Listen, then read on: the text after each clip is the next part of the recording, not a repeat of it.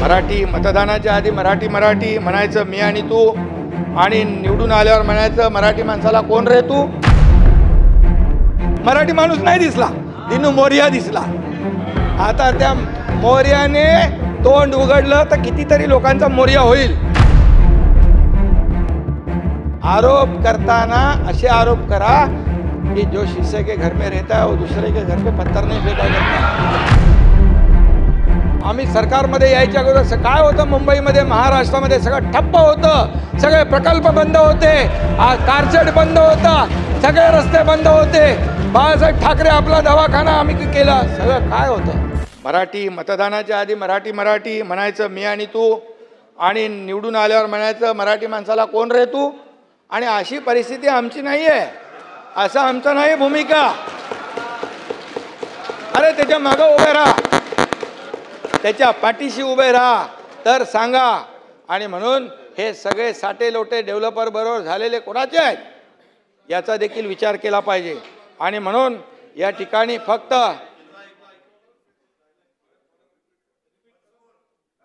एकदाच होतं ते, एवढं आवडला.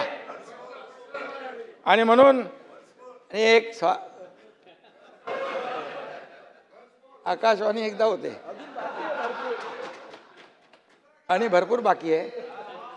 त्यामुळे खऱ्या अर्थाने काय फक्त स्वार्थाचा झेंडा आणि सत्तेचा अजेंडा राबवायचा एवढंच माहीत आहे. एवढं विजयराव तुमच्याबद्दल मी बोलत नाही, तुम्हाला मुद्दाम मी सांगतो की तुम्ही समजदार आहात.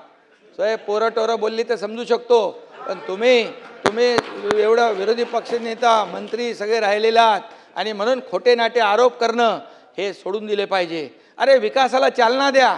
काय विकास विरोधी सगळे निर्णय घेणारे कोण, काय सगळं. आम्ही सरकारमध्ये यायच्या अगोदर काय होतं, मुंबईमध्ये महाराष्ट्रामध्ये सगळं ठप्प होतं, सगळे प्रकल्प बंद होते, कारशेड बंद होता, सगळे रस्ते बंद होते. बाळासाहेब ठाकरे आपला दवाखाना आम्ही केला, सगळं काय होतं. आणि ह्याला हे तुम्हाला दिसतंय डोळ्यांनी समोर. आणि म्हणून मी बोलतोय जे केलं आम्ही. आणि त्याचबरोबर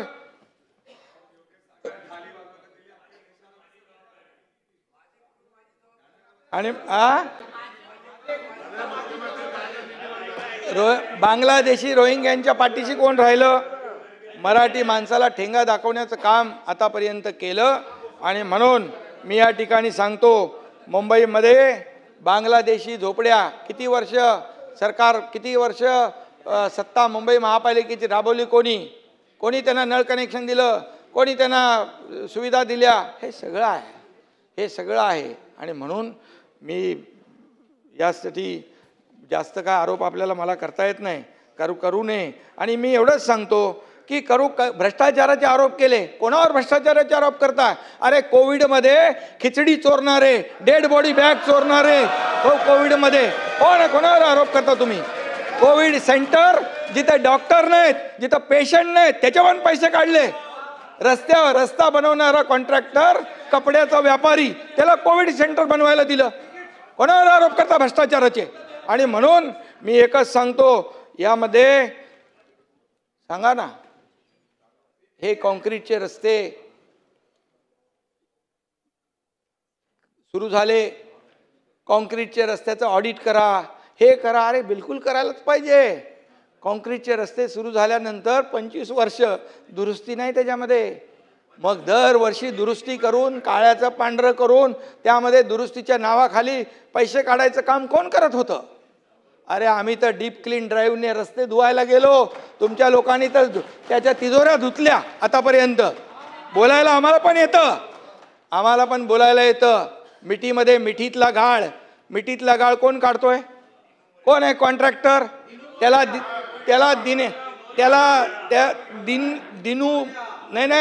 दिनू मोरे नाही दिसला, मराठी माणूस नाही दिसला, दिनू मोरिया दिसला. आता त्या मोर्याने तोंड उघडलं तर कितीतरी लोकांचा मोर्या होईल.